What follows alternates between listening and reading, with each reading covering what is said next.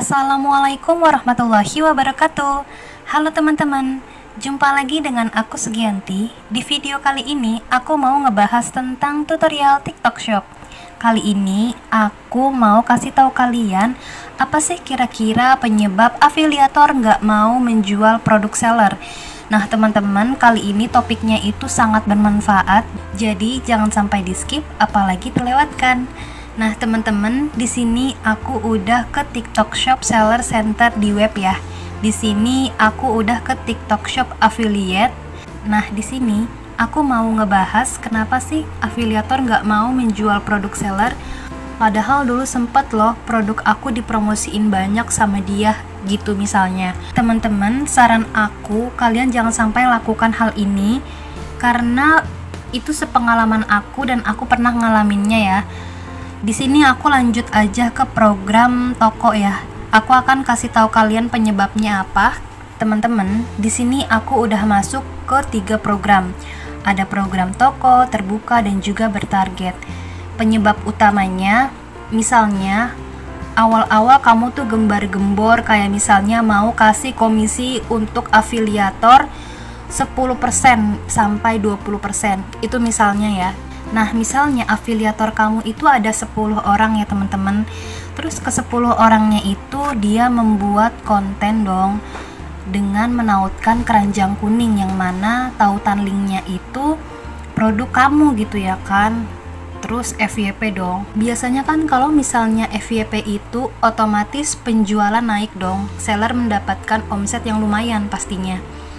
Nah tiba-tiba seller tuh kayak berubah pikiran, alhamdulillah nih omset udah naik, jadi kita yang tadinya komisi 10-20% turunin gitu ya. Misalnya kamu fokus di 10%, terus kamu turunin tuh 5% misalnya kayak gitu.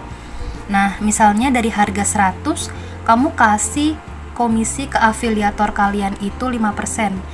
Taruhlah afiliator kamu itu dapat 5.000 dari kamu. Dengan adanya pengurangan komisi dari 10% ke 5%, itu betul-betul membuat afiliator kalian itu ngerasa dirugikan. Karena kan kenapa? Yang pertama, konten kalian itu udah dibuat oleh afiliator terus FYP. Yang pasti kalian mendapatkan omset dari afiliator dong, nggak hanya di konten aja. Kalau misalnya afiliator kalian yang ke 10-10-nya itu membuat atau rajin live streaming gitu ya, kamu akan mendapatkan omset dari live streaming mereka gitu. Kan itu kayak double gitu ya teman-teman. Dan tiba-tiba kamu menurunkan komisi tersebut. Kamu tuh sebagai seller terlalu semena-mena sama afiliator. Padahal afiliator itu betul-betul capek gitu ya teman-teman, kayak capek waktu untuk live streaming secara konsisten. Misalnya sehari itu harus 3-5 kali live misalnya seperti itu. Bahkan mereka juga harus rela untuk kuotanya itu tersedot banyak di setiap harinya, di setiap mereka live gitu ya. Dan pasti capek juga dong teman-teman, apalagi kan mereka itu live menggunakan suara mereka yang pasti bukan suara rekaman. Jadi kita harus menghargai jasanya mereka.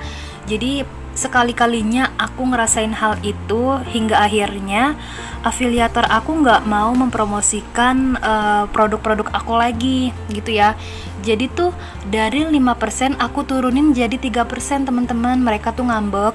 Nah hingga akhirnya aku coba untuk mengundang afiliator-afiliator aku itu untuk aku undang ke program bertarget. Jadi kalau untuk program toko aku kasih 3%, tapi untuk program bertarget aku kasih mereka itu 5%. Kayak gitu ya teman-teman. Dan alhamdulillah gitu ya, mereka kayak responnya baik. Mereka mau menjual produk aku dengan catatan program terbuka itu persenannya atau komisinya itu lebih besar dibandingkan program toko. Buat kalian yang sebagai seller, jangan pernah meremehkan afiliator, karena mereka yang udah aku kasih tahu tadi ya, bener-bener berjasa banget loh buat meningkatkan penjualan kalian. Misal kita sebagai seller, kita ngedrop nih kontennya nggak FYP, live juga penontonnya sedikit, otomatis kita juga kan mengandalkan yang namanya afiliator dong untuk meningkatkan omset penjualan kita. Nah, jadi sebagai seller dan afiliator, kita harus sama-sama saling menguntungkan ya, yang mana seller membutuhkan afiliator untuk meningkatkan omset dan afiliator membutuhkan seller untuk mendapatkan komisi per produk. Jadi seperti itu teman-teman informasi yang bisa aku sampaikan untuk kalian. Kalau misalnya kalian masih bingung atau mau tanya-tanya seputar tutorial TikTok Shop atau tutorial lainnya, kalian bisa langsung komen aja di kolom komentar sebanyak-banyaknya dan kita sharing sama-sama ya.